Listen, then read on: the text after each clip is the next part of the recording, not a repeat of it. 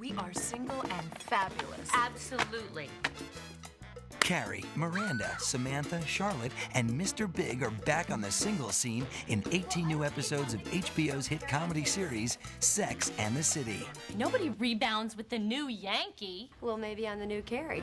I had never read a script about women that was so forthright and candid, and even if they weren't women that I necessarily related to, I was intrigued by them. Sex and the City is executive produced by Darren Star, creator of the hit Fox TV shows Beverly Hills 90210 and Melrose Place. I wanted to do a show about sexuality and relationships, and especially from a female point of view. He developed the series based on the popular New York Observer column by Candace Bushnell. Well, I'd seen the column, Sex and the City, where the column sort of dealt with this sort of the social world of New York, but for me, it was a sort of a great launching point for a show about a woman who writes about relationships and sex lives of her friends and explores her own in the process. I think there's comedy in seeing women talk candidly about sex. I think you're used to seeing guys speak candidly about sex, but you're not used to women speaking candidly about men.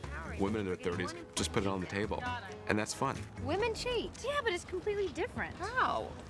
Because we don't go around randomly attacking any man that we're attracted to. Speak for yourself. Sarah Jessica Parker stars as Carrie Bradshaw, a writer whose life in the New York singles scene is a source for material for her column Sex and the City. Are we faking entire relationships? Is it better to fake it than to be alone? I only slept with him twice. The first time I faked it because it was never going to happen, and the second time I had to fake it because I faked it the first time. Oh, naturally. And I didn't want to fake it again, so I just forgot to return his last call. It's like being on the pitcher's mound when the coach comes out to talk to the pitcher. These women get together, they're talking about men. You always want to hear what that conversation is. Why do men do this? I mean, how would they feel if we stood around in public touching ourselves? They love it. When people see it, they're almost shocked that some of these things are being talked about. I'm always talking about sex with friends.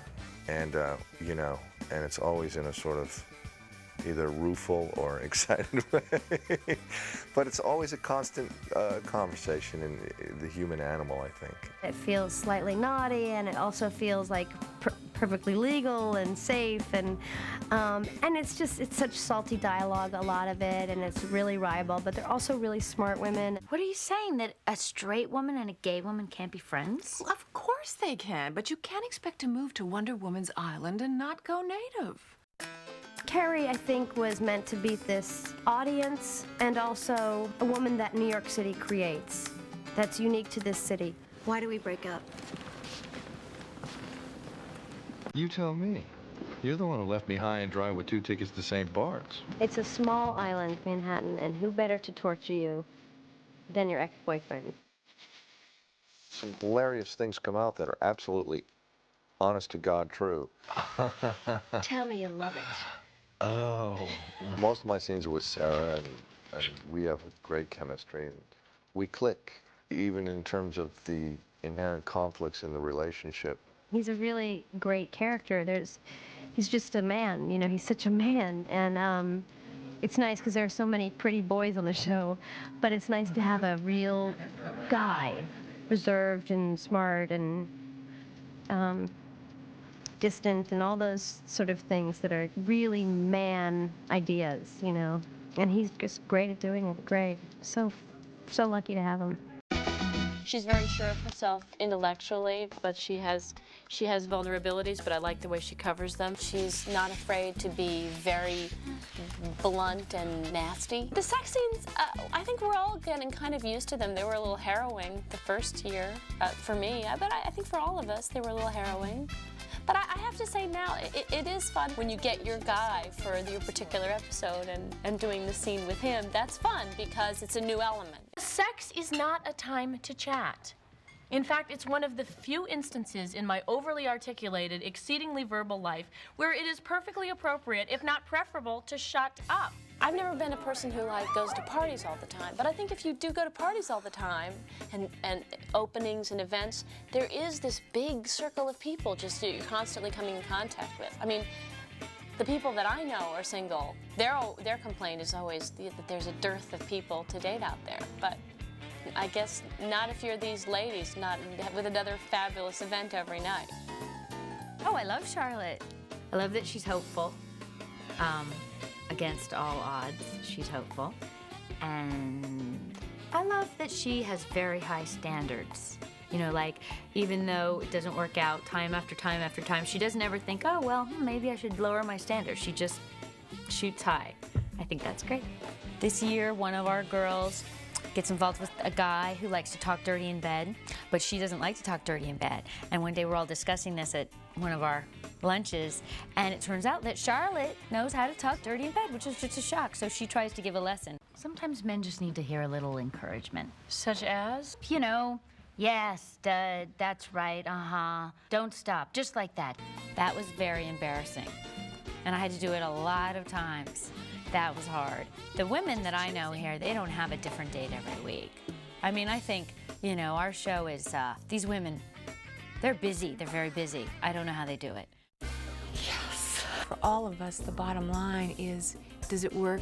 Is it truthful? Can you see this thing happening? And ultimately, is it funny? And does it make you laugh? Did you see that bulge? He was wearing a cup. Well, honey, his cup runneth over. It's really based in truth. And I think that it appeals to women because they're finally getting a voice on television. It's been a really long time since women have really had a chance to talk about their sexuality and their personal secrets and desires and phobias in an arena like this. I've never felt so protected as an actor. And I never feel that I'm doing anything to make me feel uncomfortable. And if it does strike a chord that is maybe not as truthful or makes me feel uneasy, we'll talk about it and we'll make a compromise.